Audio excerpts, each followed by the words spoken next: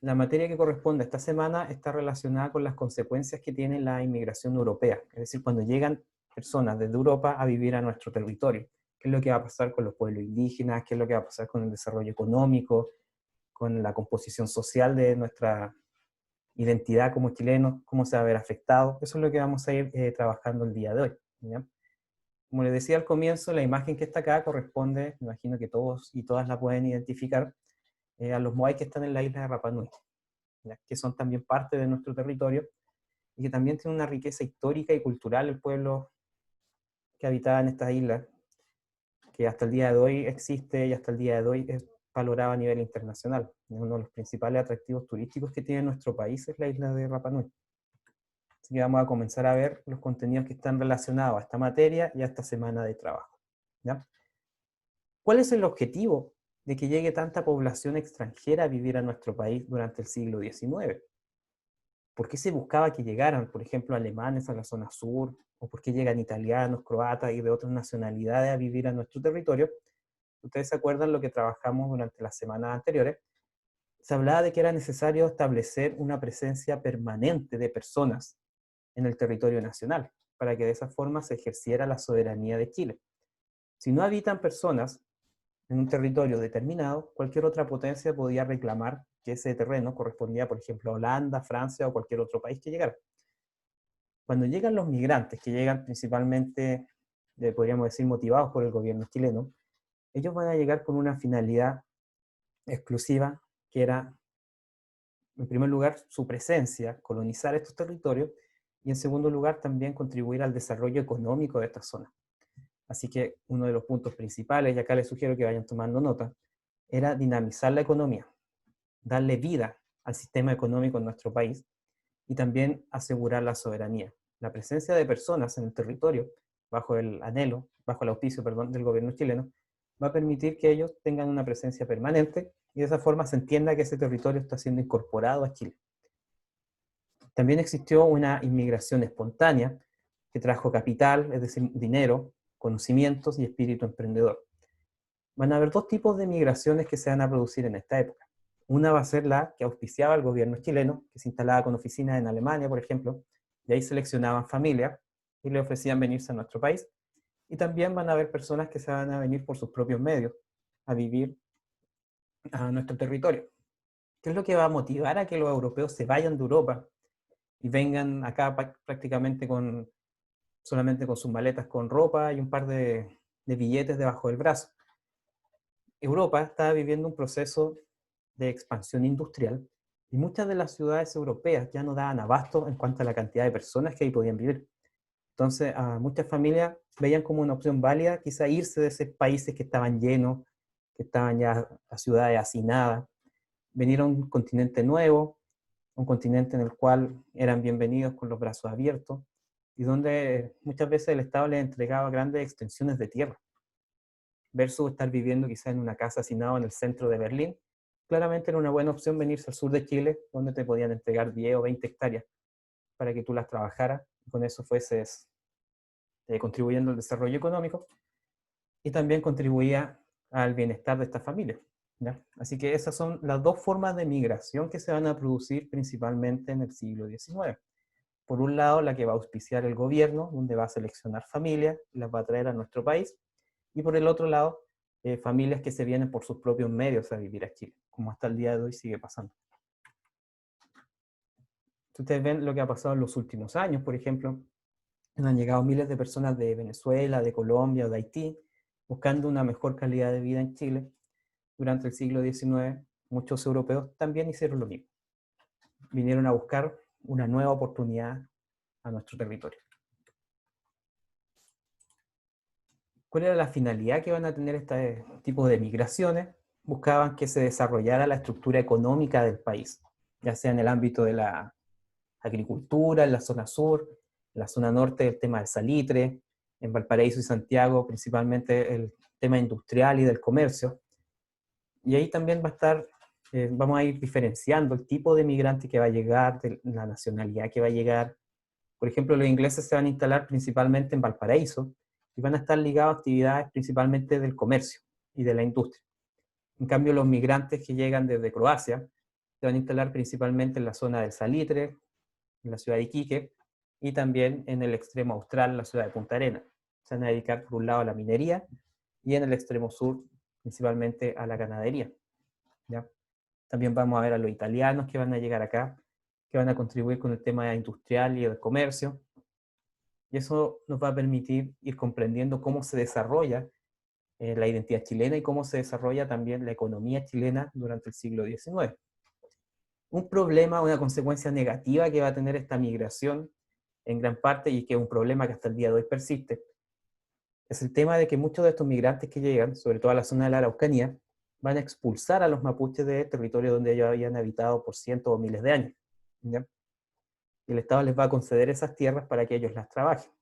Y ese problema está latente incluso hasta el día de hoy, ¿ya? Desde la época en que llegan los españoles en adelante, que empieza el conflicto con los pueblos originarios por la posesión de las tierras, sobre todo con el pueblo mapuche, que es el único pueblo que ha logrado resistir relativamente a lo largo del tiempo. En cambio, Dieguita o Selknam, en la zona sur de Chile, los Selknam, van a ser prácticamente exterminados.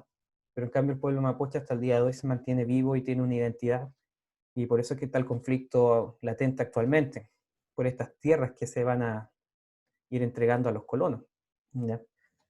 Y hay varios puntos que llevan a ese conflicto. Por ejemplo, un tema muy importante y que ha dificultado quizá el reconocimiento de cuáles son las tierras que efectivamente correspondían al pueblo mapuche o no, el hecho de que el pueblo mapuche no tenía una lengua escrita.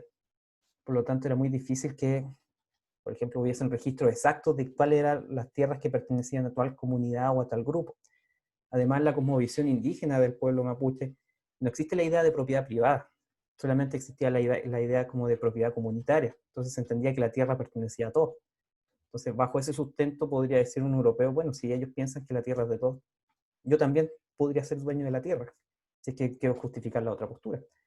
Por lo tanto, es un conflicto que es muy difícil de dilucidar cuáles son las fronteras exactas del territorio que corresponde o no a este pueblo, y con el fin del tiempo, también bajo la postura del Estado, se entiende que la tierra es de la persona que la trabaja, y si el pueblo mapuche no trabaja la tierra, se la entregan a los migrantes porque ellos iban a sacarle provecho económico, y ahí empieza a surgir todo el conflicto hasta el día de hoy. Esto lo vamos a ir viendo con más detalle.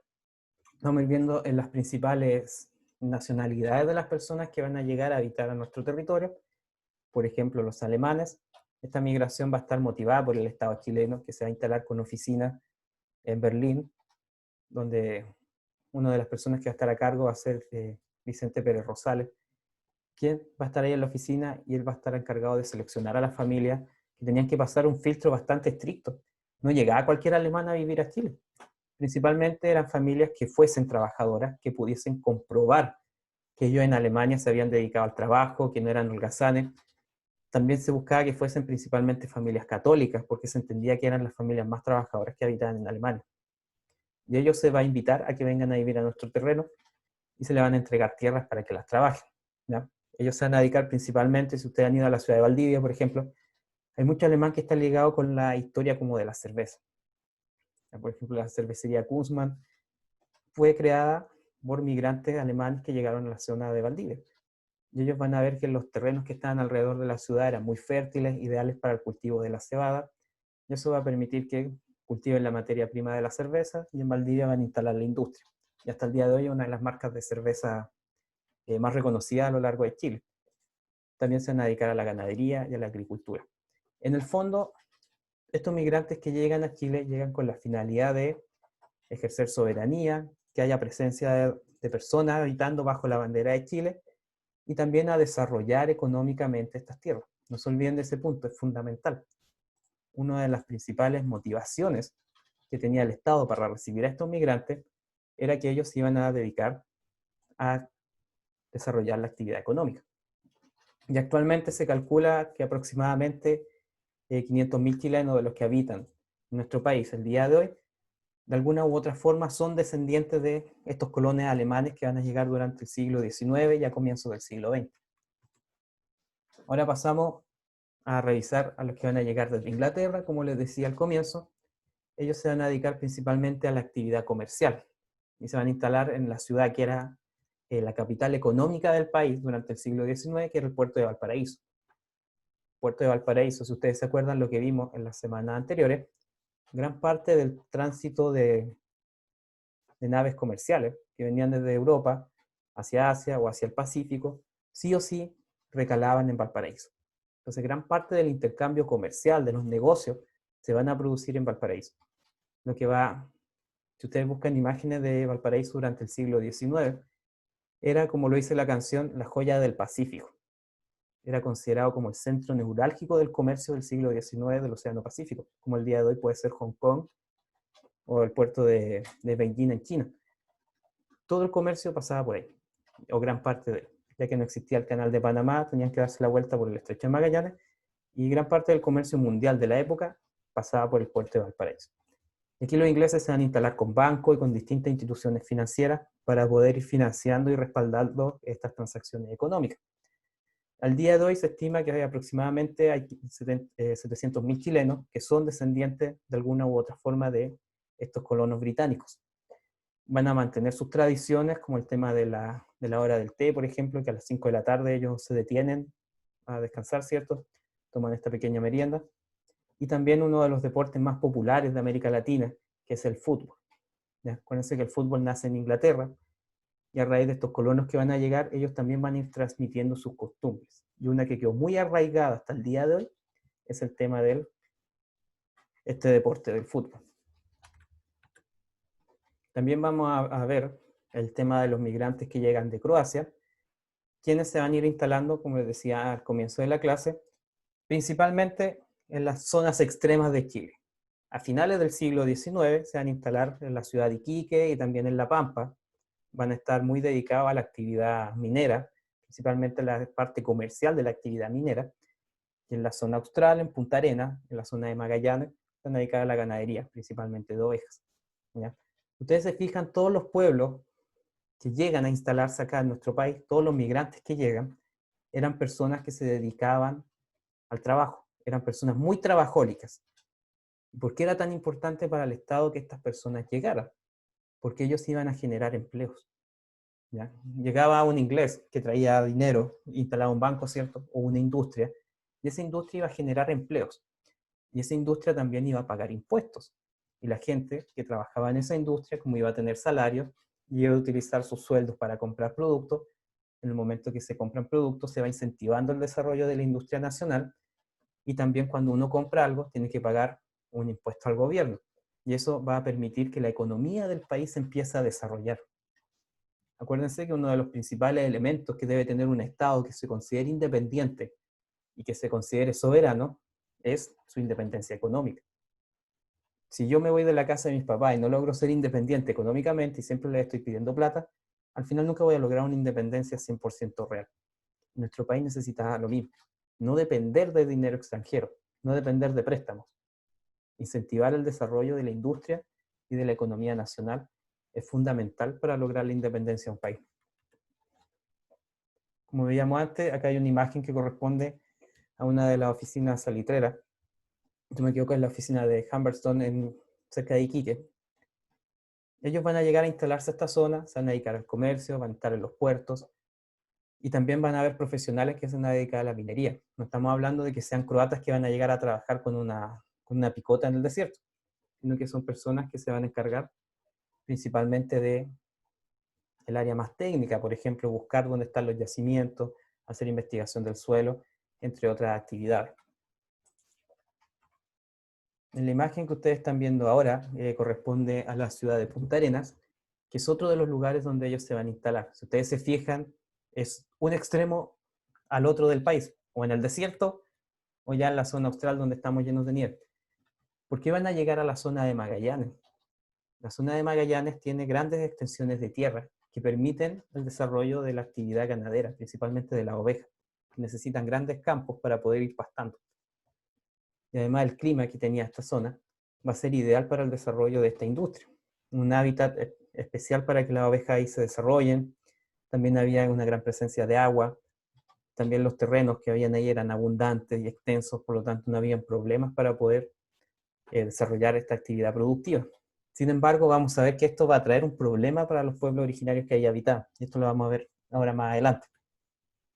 Y ahora vamos a hablar del caso de la inmigración italiana, la cual se va a producir principalmente a fines del siglo XIX, hasta el año 1930 aproximadamente, y después, durante la Segunda Guerra Mundial, también van a llegar muchos migrantes italianos a nuestro país. Los migrantes que llegan de Italia se dedican principalmente a la actividad comercial, a la actividad industrial, y también van a venir profesionales cuando hablamos de áreas liberales, por ejemplo, van a llegar profesores, van a llegar artistas, músicos, y así de cientos de profesiones. La migración de estos pueblos va a estar principalmente condicionada al tema que conversábamos antes, que tenía que ver con las condiciones que habían en Europa. Europa estaba totalmente hacinado, ya las ciudades no daban abasto para más gente, y estas personas van a buscar una mejor calidad de vida y se van a ir. ¿Ya? De la misma forma que hoy día gran parte de Latinoamérica, de Centroamérica principalmente, se va a Estados Unidos buscando una mejor calidad de vida. Un gran porcentaje de los europeos durante el siglo XIX también va a buscar una mejor calidad de vida y se va a venir a América. Chile, Argentina, Estados Unidos, son países que van a recibir una gran cantidad de población migrante europea. En Brasil, por ejemplo, van a llegar muchísimos alemanes, y hay zonas de Brasil en las cuales hay comunidades alemanas, instaladas, como en la ciudad de Blumenau. Usted recorre la ciudad de Blumenau, que está en el estado de Santa Catarina, en Brasil, y una ciudad que es prácticamente como un pequeño Berlín, ahí en la mitad de Brasil. Y en el caso chileno, nosotros podemos ver una gran presencia de italianos, principalmente acá en la zona sur, cercano a la zona de la Araucanía. De hecho, hay un pequeño pueblito que no sé si han escuchado hablar sobre él, que les voy a dejar un video en el Classroom, que es el pueblito de Capitán Pastene. En el año 1904, llega un grupo de colonos italianos que desembarcan en Puerto Saavedra, que está como de Temuco hacia la costa, y de ahí se van a ir adentrando por la cordillera de la costa y se van a instalar en este lugar que va a ser bautizado como Capitán Pastene, donde hasta el día de hoy conservan eh, muchísimas tradiciones italianas. De hecho, está lleno de restaurantes italianos, también producen prosciutto y otros productos artesanales típicos de Italia. Y hay una fuerte presencia ahí de descendientes italianos, que desde 1904 en adelante se instalan en esa zona y empiezan a dedicarse a la actividad productiva, principalmente en la producción de derivados de productos animales, como puede ser estos jamones, serranos, también el día de hoy el desarrollo de la actividad gastronómica y turística.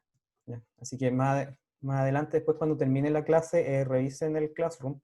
Yo les voy a dejar un pequeño video sobre este pueblito de Capitán Pastene, que es muy pintoresco, es como una pequeña Italia en la mitad de la cordillera de la costa. Y también les voy a dejar un pequeño video que va a hablar sobre el pueblo Selknam, que lo vamos a ver ahora a continuación. ¿Cuáles son las consecuencias negativas que va a traer toda esta migración? Perdón. Si ustedes se acuerdan lo que vimos en las clases anteriores, trabajamos con dos conceptos. Uno era la territorialización, que era cuando llegaba la gente a habitar a un lugar que estaba totalmente despoblado. Y el otro concepto era la desterritorialización, que esto era cuando llegaba un grupo humano a un lugar donde ya habitaban antes otras personas y las expulsaban del territorio. Con los pueblos originarios, especialmente también con el pueblo mapuche, va a pasar esto. Se va a producir una desterritorialización. Es decir, van a llegar migrantes desde Europa, se van a instalar a vivir en lugares donde antes vivían los mapuches, por ejemplo, y los van a expulsar de esas tierras. Ahí se está produciendo este fenómeno que es la desterritorialización.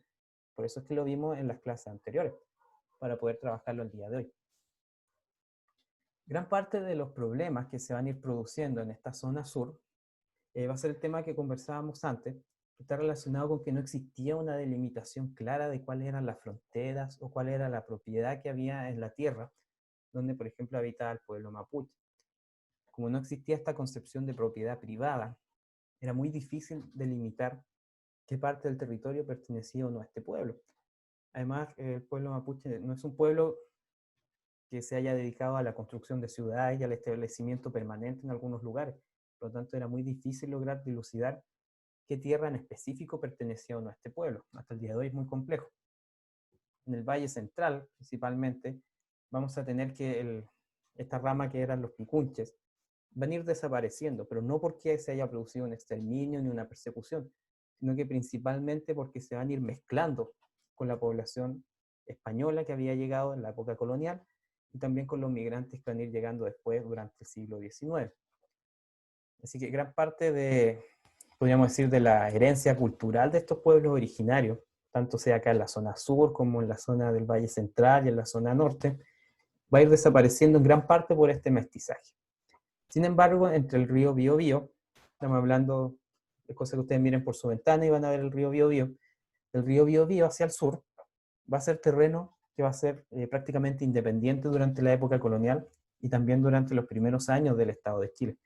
Ustedes se acuerdan lo que vimos durante las clases pasadas, el territorio que estaba entre Copiapó y Concepción era el territorio que en sí pertenecía a Chile al comienzo del siglo XIX.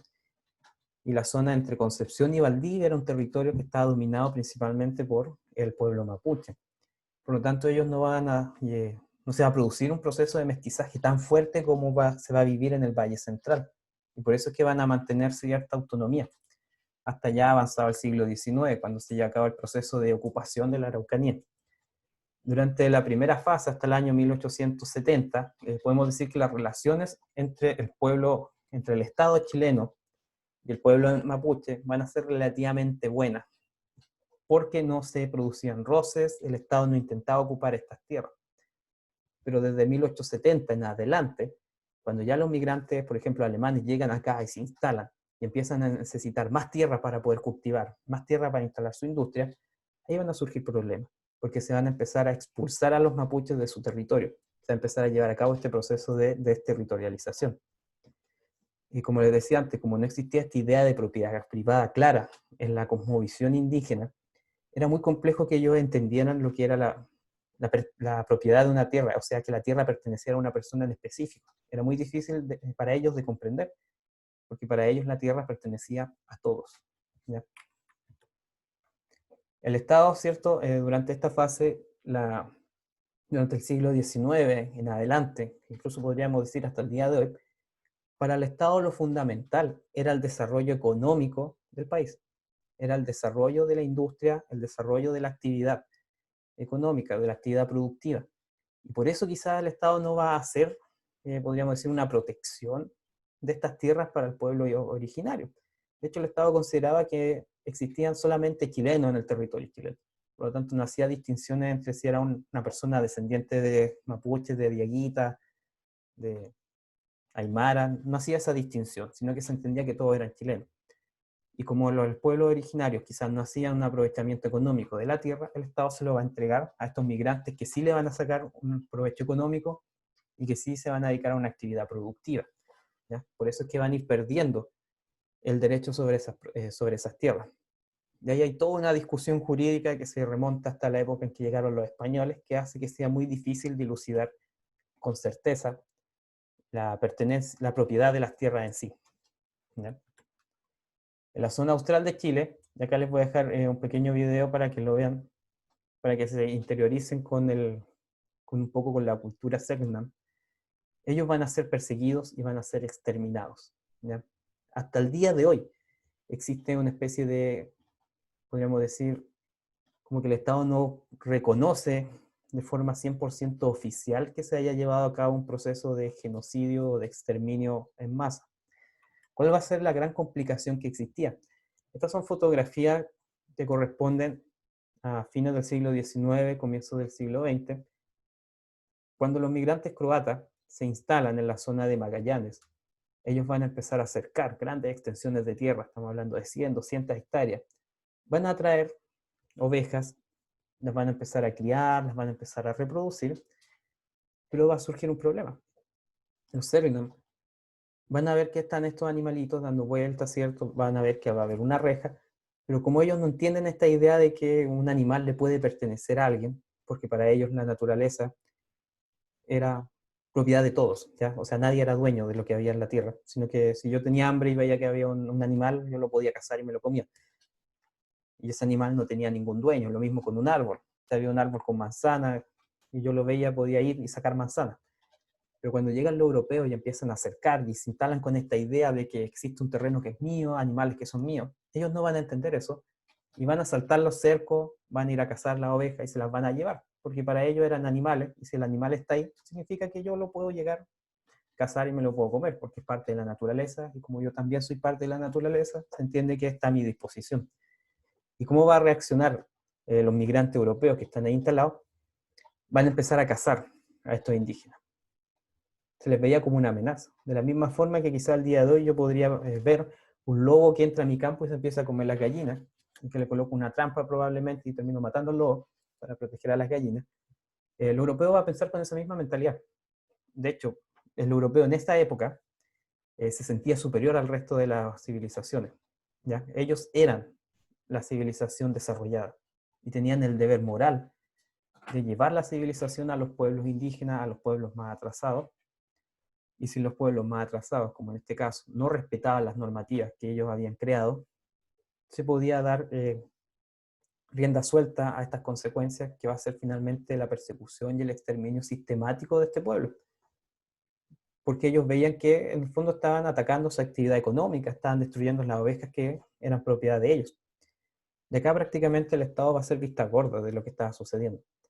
De hecho, hasta hace pocos años recién el Estado chileno empieza a reconocer que efectivamente se llevó a cabo un genocidio y que el Estado, de cierta forma, amparó esta persecución que tuvieron los Selknam.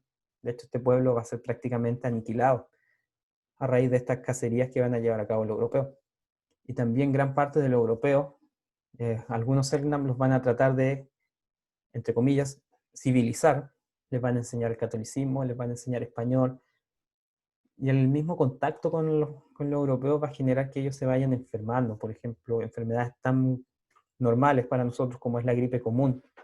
Para el Selknam era una enfermedad mortal porque ellos nunca habían tenido esa enfermedad, su organismo no estaba preparado para eso, no reconocía esta gripe, no había una inmunidad colectiva frente a ella, y por lo tanto una simple gripe podía terminar matando a uno de ellos. Y la comunidad entera, más la cacería, va a llevar hasta que se practique este genocidio en masa. ¿Ya? Así que si nosotros estudiamos el pasado de nuestro país, nos vamos a dar cuenta que quizás existe una gran deuda con los pueblos originarios, porque desde los primeros días podemos ver que no hubo un reconocimiento de los derechos que ellos tenían. Si hubiese existido ese reconocimiento, quizás no tendríamos los problemas actuales que se viven en la zona de la Araucanía. Y es un problema de muy difícil solución. ¿Ya? Problema que ya tiene podríamos decir, más de 500 años. Desde que llegan los españoles y se instalan en nuestro país en adelante que existe este problema. Así que esas son las temáticas que se van a trabajar en la guía de esta semana. ¿Ya? Les recomiendo que si pueden la comiencen a hacer al tiro. De esa forma van a tener los contenidos frescos, se van a ir acordando de lo que estuvimos conversando ahora en clase.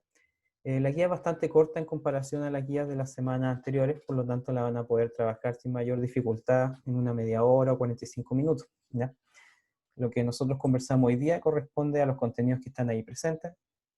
No sé si alguien tiene alguna consulta de lo que estuvimos viendo hoy día, que aproveche ahora de preguntar mientras estamos acá conectados.